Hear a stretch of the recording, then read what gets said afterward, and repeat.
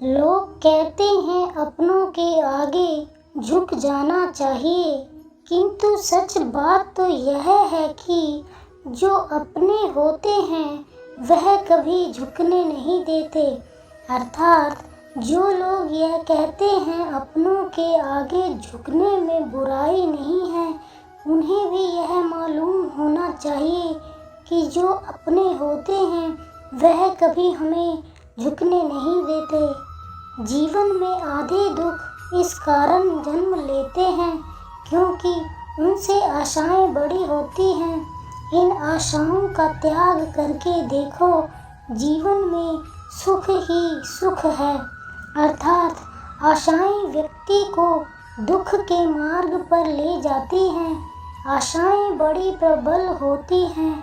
आशा अनुरूप कार्य होने पर जहाँ खुशी मिलती है, वहीं आशा के विरुद्ध कार्य होने पर दुख का पहाड़ टूट जाता है। व्यक्ति जीवन में आशा दुख का प्रमुख कारण है। प्रहलाद जैसा विश्वास हो, भीलनी जैसी आस हो, द्रौपदी जैसी पुकार हो, मीरा जैसा इंतजार हो, तो कृष्ण को आना ही पड़ता है। अर्थात कृष्ण जो भी भक्त सच्चे हृदय से पुकारता है, वह उनके साथ सदैव खड़े हो जाते हैं।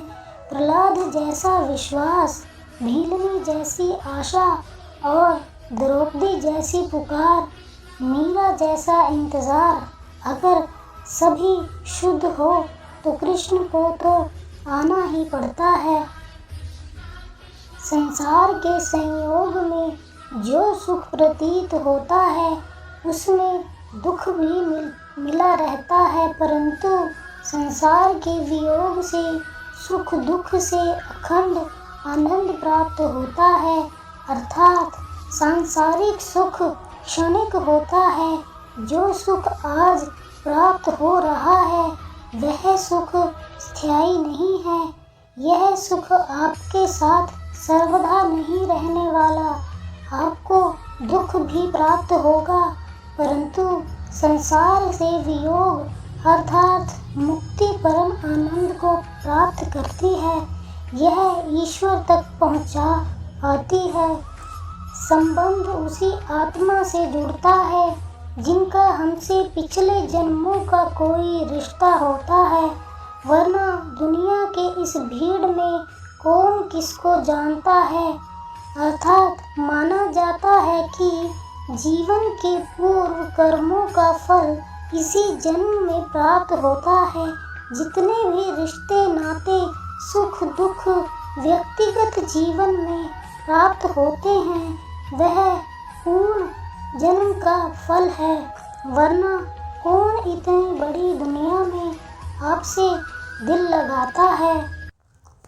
अच्छी किस्मत के लोग थोड़ा भी बुरा होने पर भगवान को कोसते हैं और बुरी किस्मत के लोग थोड़ा भी अच्छा होने पर भगवान का स्मरण और धन्यवाद करते हैं। अर्थात जिनकी किस्मत अच्छी होती है, जिनके पास किसी साधन की कोई कमी नहीं होती, वह थोड़ा सा भी कष्ट नहीं झेलते।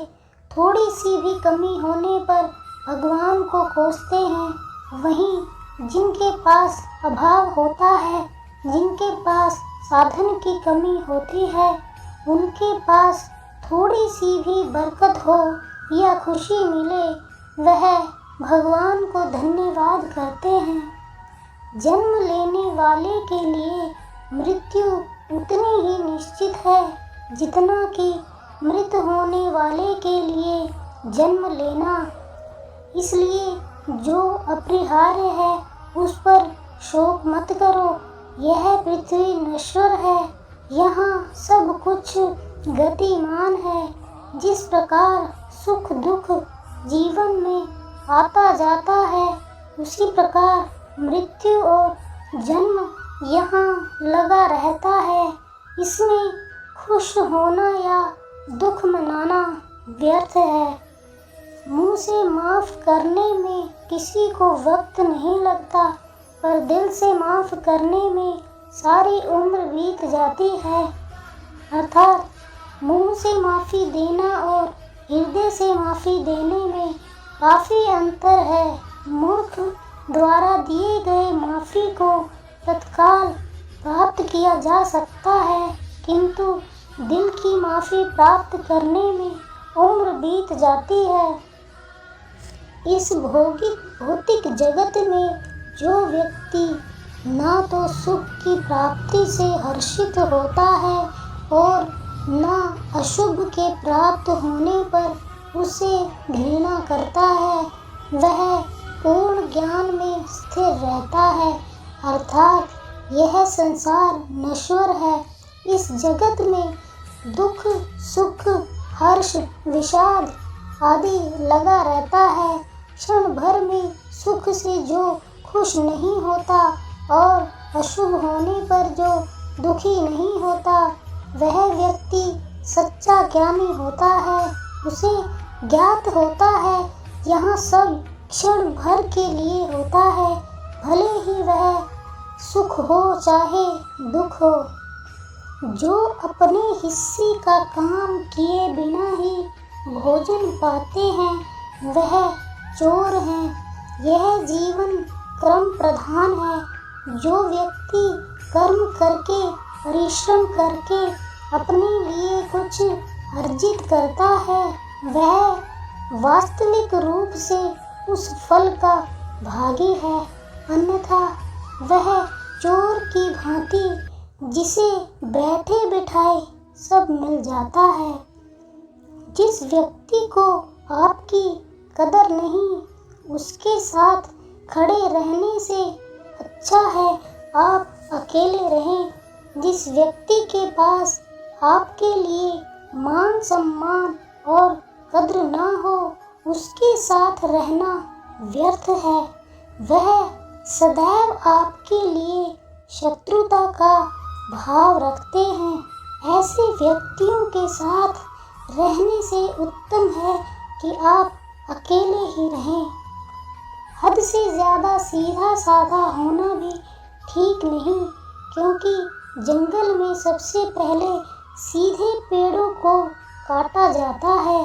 अर्थात इस जीवन में अधिक सीधा होना, सरल होना भी अनुचित है। जो सरल और सीधे स्वभाव का होता है, लोग उसका अनायास फायदा उठाते हैं।